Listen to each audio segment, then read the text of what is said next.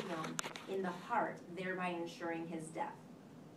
So to say that Jesus was on the cross, was beaten horribly, put on the cross, then taken to the tomb, and then but wasn't really dead and basically recovered, would go against medical knowledge, because they are saying what would have been pierced. So he for sure was dead. I mean, between the fact that you got Roman soldiers who know what they're doing, and the fact that even modern medical knowledge says this is what would have happened to him based on where they placed that spear in him, he was certainly dead. Because some people do argue the point, well, maybe he really wasn't dead. Maybe he just passed out from all the pain. They thought he was dead, they put him in the tomb, he came to, and now he's all better. And that's how he got out of the tomb. When they're saying, okay, the resurrection really didn't happen, this is maybe what happened. If that was the truth, then he'd still have holes in his hands, he'd still have blood all over his face, he'd still have wounds. He'd be a mess. He'd have infection, he'd have all that. Yep. So therefore, yeah, it's not a possibility. So I mean, that's how we shoot that one down.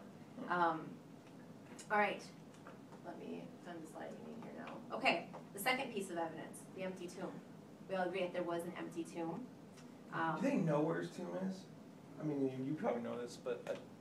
They do, and there's actually funny because one of the next few slides is going to be on here, they thought they had found his real tomb, and I'll get into that, but yeah, they do have a pretty good idea of which one was his. So we have the empty tomb.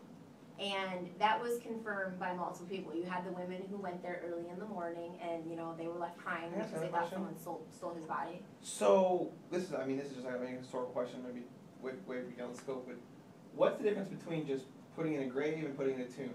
And how do you decide if you get put in a tomb or you just get thrown in a grave? Any of the evidence that I have ever seen, not just like Jesus, but like the families and stuff in there, it was all like this. It was Jewish burial tradition is like, this is what they did with the bodies.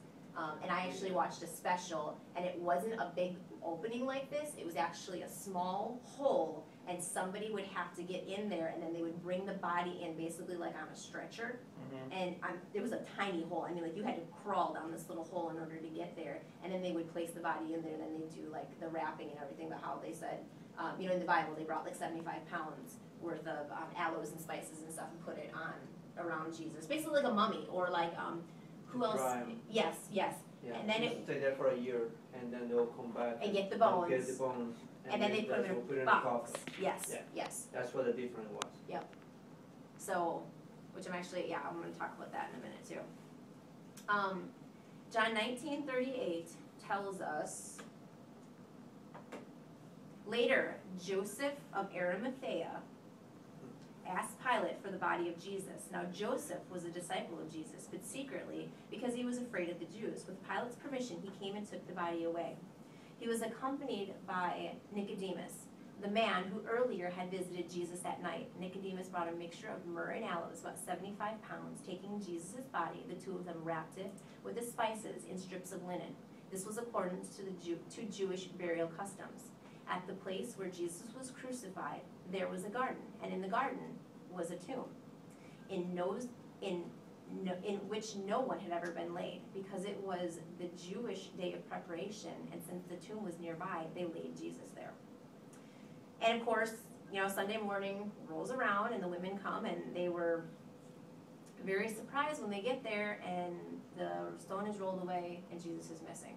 So they're left crying, because they think someone has stolen the body. And then you have the Roman soldiers who are in agreement the body is missing, and they went to the leaders and they're like, there's no body in there. And we were guarding it, but there's no body in there. The stone is rolled away, and there's no body. So you have both parties agreeing that the body is missing. So that's typically, like I said, something that people do not argue the fact that, hey, the tomb was in fact empty.